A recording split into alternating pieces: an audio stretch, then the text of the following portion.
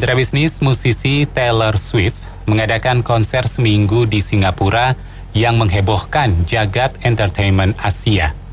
Hotel-hotel, tiket pesawat harganya melonjak, dan full book. Melihat hal itu, Menko Marves Luhut Binsar Panjaitan tidak mau kalah dan akan buat konser artis mancanegara kondang lainnya di Indonesia dalam beberapa waktu ke depan. Apakah Indonesia bisa mengikuti jejak Singapura yang menarik pundi-pundi dari wisatawan asing untuk menonton konser di Indonesia? Silakan komentarnya di 633-9160 atau WhatsApp call 0816924924. Kalau menurut saya sih kita bisa-bisa aja ya. Yang penting istilahnya mungkin dari prosedur dari mana-mana tuh mungkin punya lingkungan juga mendukung gitu loh. Jangan sampai itu kayak kemarin Coldplay masalah istilahnya itu ya. Jadi istilahnya itu yang jadi buat ribut dulu. Nah, jadi orang luar kalau menurut saya sih dia carinya keamanan juga, nyaman gitu ya. Pasti mereka mau lah kalau misalkan sudah ada jaminan seperti itu. Nah, kalau menurut saya sih kita bisa aja sih. Yang penting itu aja ya saya bilang tuh ada keamanan, kenyamanan dan adanya istilahnya jaminan dari pemerintah gitu loh. Nah, itu aja sih. Terima kasih. Kalau menurut saya jelas tidak bisa karena kebudayaan Indonesia beda ya dengan Singapura. Mungkin bisa, memang cuman tidak akan jalannya mulus atau lancar, pasti ada kerikil-kerikilnya. Sebab Indonesia termasuk negara tertutup ya. Itu saja, terima kasih. Ya, kok hukumnya jelas, tegas, berani. Ya nggak, Indonesia negara Pancasila. Justru Indonesia banyak diatur oleh kelompok-kelompok agama yang sok fanatik, sok suci. Ya gitulah kacau di situ. Nanti ini nggak boleh, itu nggak boleh, harus sesuai agama dia. Para agama dia kan agama pendatang juga, agama import. Nah, itu kacaunya. Jadi hukum kita nggak jelas. Jadi kata Basuki benar, pesantren dari ini, dari Probolinggo. Jadi hukum kita tuh seperti pohon bambu dah, ujungnya ketiup angin dah, ikut-ikut tiup angin. Coba kalau tegas jelas demi bangsa, seluruh negara, kemajuan bangsa. Hukum ditegakkan, nggak ada istilahnya kelompok agama mengatur negeri ini, ya kacau. Nah, pendapat saya begitu toh. Yang penting harus jelas, gak jongkok. Semua jalan kalau bangsa ini, nggak ada pandang bulu, si A, si B, kelompok besar kecil, mayoritas minoritas, sikat terus, nggak maju bangsa kita. Ya, terima kasih.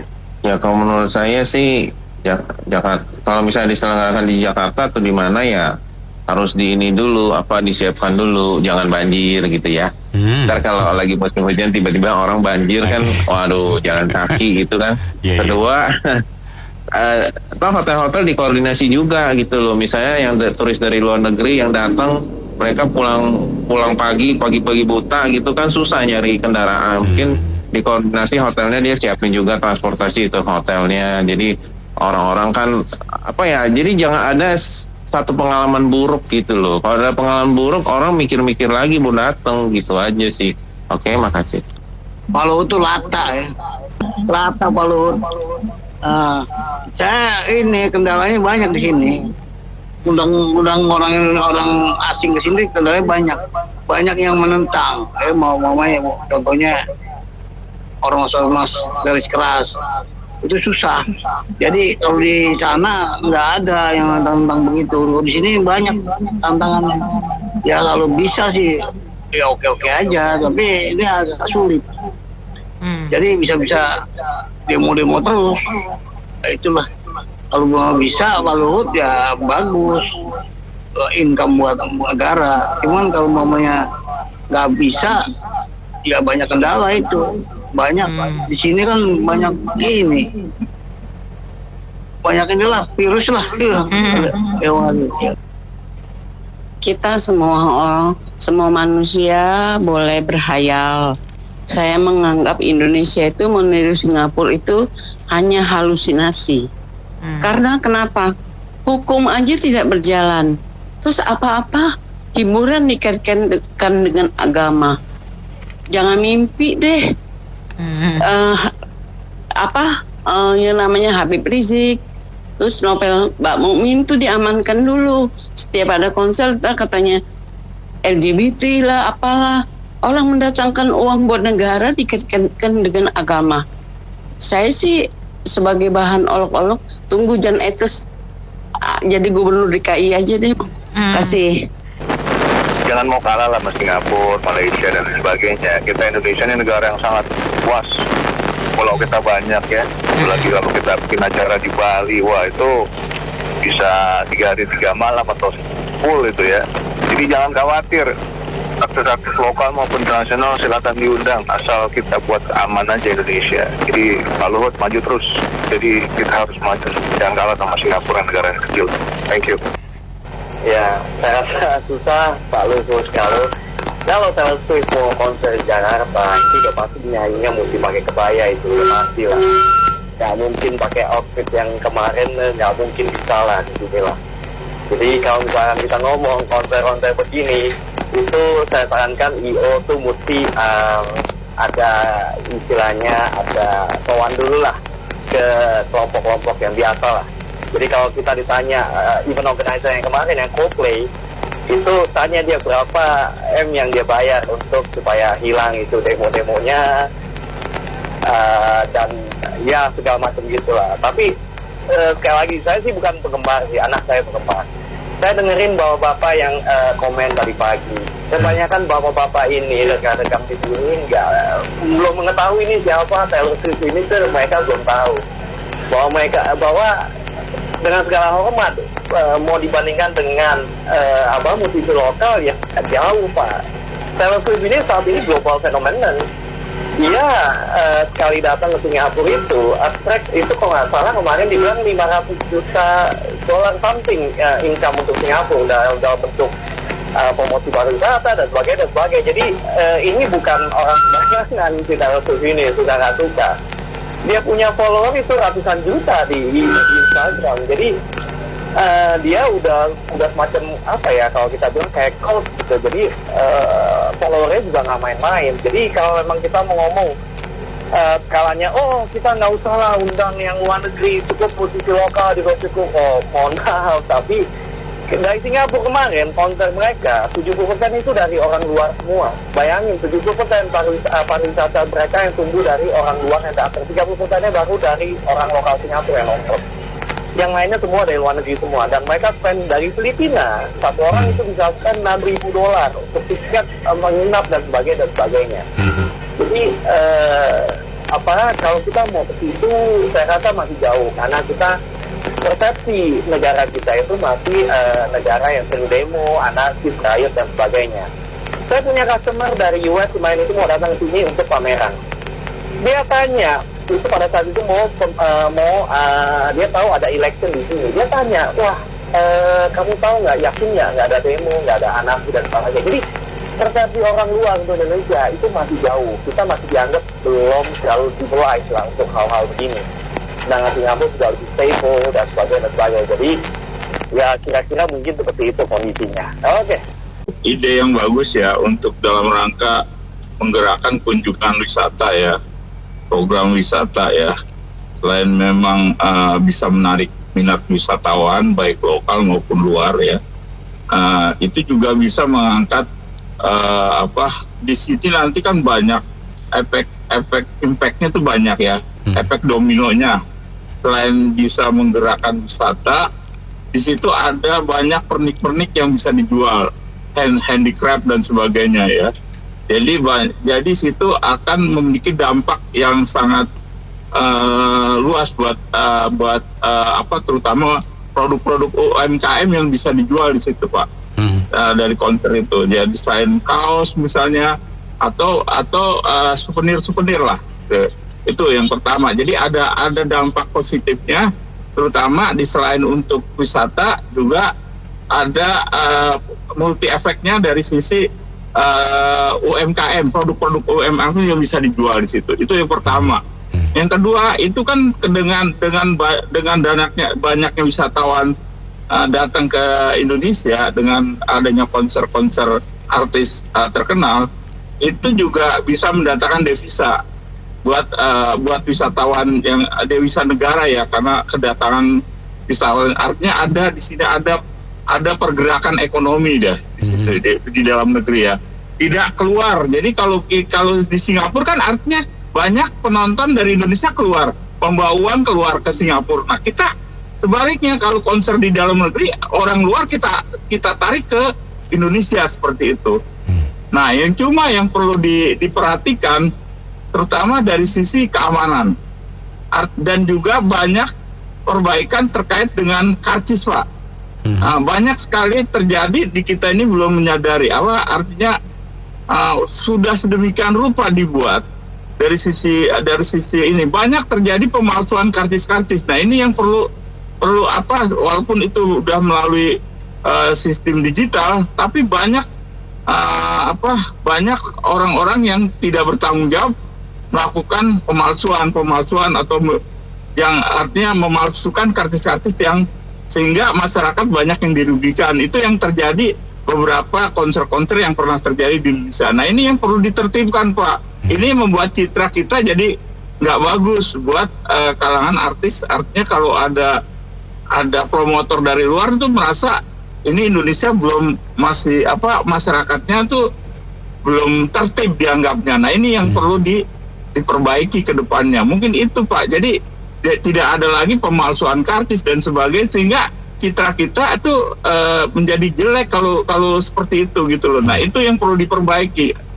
Pak LBP ini kan menteri serba bisa dan PD-nya tinggi.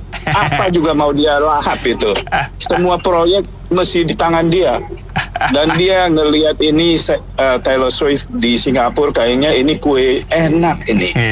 Kue yang besar nih, mantap nih, mesti ikut makan juga nih.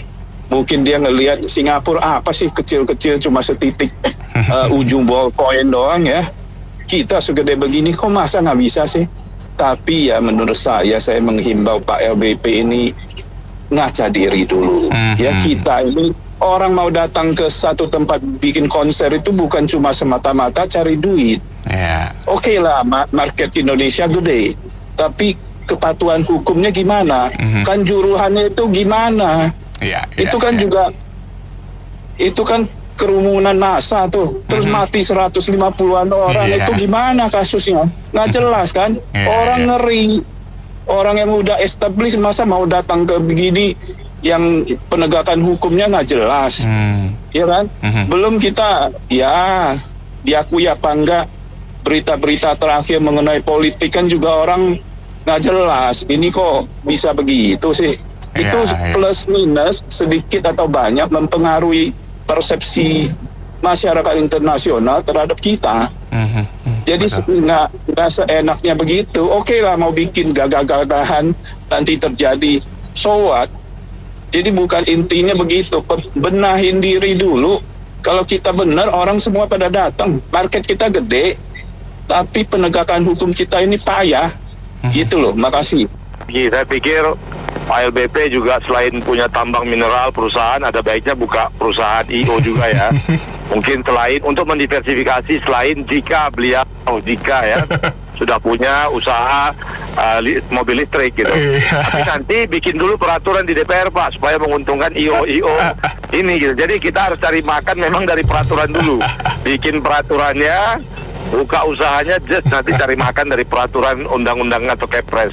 Nah, jadi kalau kita lihat untuk sebenarnya di Indonesia artisnya juga luar biasa. Kalau kita bicara Club Project, Slang, Dewa, wah itu bukan hanya di Indonesia saja yang udah populasinya puluhan juta remaja ataupun yang usia 40 tahun ke bawah, tapi yang dari Malaysia mana-mana pun bangga dengan musik itu.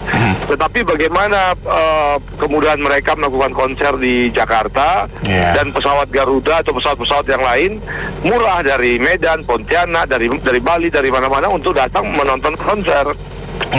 Begitu juga dengan wisata lokal kita, itu jauh lebih menghasilkan selama itu tadi ya, tiket pesawatnya kan Garuda juga pesawat-pesawat pemerintah ini kalau udah cari duit kayak gini bilangnya oh demi keselamatan tiket harus 1.500.000 gitu. Tapi kalau zaman Covid 200.000 juga bisa jual, apakah nggak lebih selamat zaman Covid? Jadi sebenarnya dia sedang menebalkan margin. Nah ini juga diperbaiki sehingga mobilitas orang berwisata entah itu ke Jogja atau ke Bali, GWK atau ke Jakarta sebagai tempat konser katakanlah, itu menjadi murah atau menjadi lebih terjangkau dari sisi hotel, kemudian pesawat lah, terutama pesawat, hotel dan seterusnya. Jadi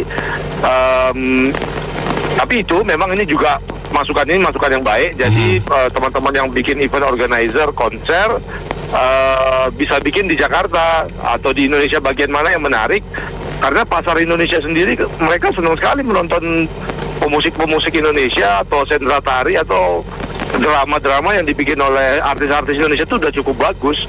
Kita untuk menghibur diri itu nggak perlu sampai ke Taylor Swift sih sebenarnya, karena artis kita juga cukup bagus gitu. Cuman tiket pesawat kalau ada konser di Jakarta kan mahal dari mana-mana Pak. Terima kasih. Untuk Indonesia apa sih yang nggak bisa Pak untuk mengadakan konser? Apapun bisa, tetapi tunggu IKN jadi aja ya Pak. Itu aja sih komentar saya. Nah, Indonesia itu agak susah kalau mau konser, sebabnya terlalu banyak demo. Pemerintah mau bikin, misalnya mendirikan kasino supaya bisa memungut pajak dari kasino, demo lagi. Nah ini yang investor juga mau invest di sini, terlalu banyak demo. Kaum buruhnya maunya gaji UMR naik 15%, kalau kurang dari 15% demo lagi. Jadi waktu itu tahun kemarin kan ada band yang dari Inggris yang Coldplay demo katanya LGBT nggak boleh. Jadi mau seminggu cuma sehari, kebanyakan demo orang sini. Jadi kalau misalnya demo terus, makanya kalau Indonesia mengundang band-band dari luar negeri untuk waktu yang lama agak susah. Terlalu banyak demo. Ya terima kasih. Saya pikir itu baik sekali dalam artian bahwa kalau Pak Luhut mau mengadakan konser yang seperti itu juga, beliau pasti akan mempersiapkan sarana-sarana pendukungnya. Kan selama ini ya kita lemahnya di situ. Pasar kita gede, yang nonton ke Singapura saya yakin mayoritas juga dari kita. Iya, betul. Jadi ya saya pikir baik.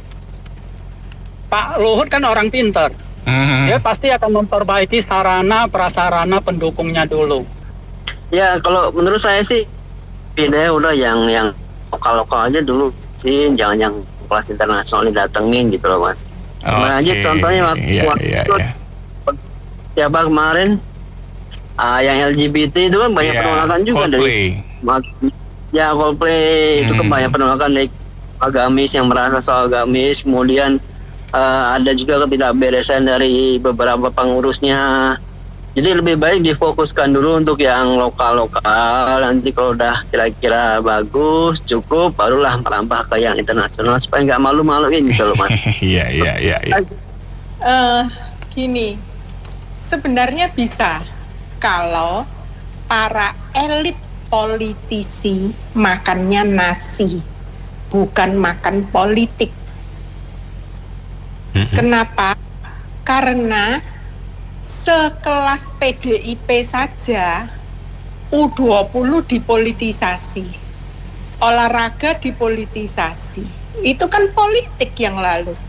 Terus pembangunan bandara di Buleleng sana juga dicegat lah.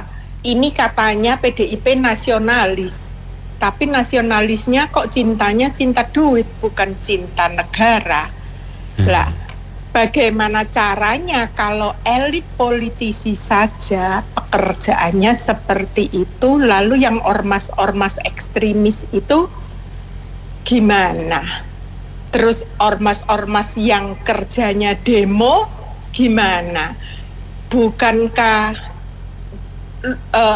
jangan kita lupakan, kalau nggak salah Madonna atau siapa, terus sama artis Jepang atau siapa itu di demo rame-rame kayak orang gila kayak gitu. Itu yang bayar demonya siapa? Terus yang demo juga para ekstremis itu. Lah kita memelihara ekstremis untuk kepentingan politik. Kalau tidak, apa sih Singapura itu sorry to say ya, bukan menghina.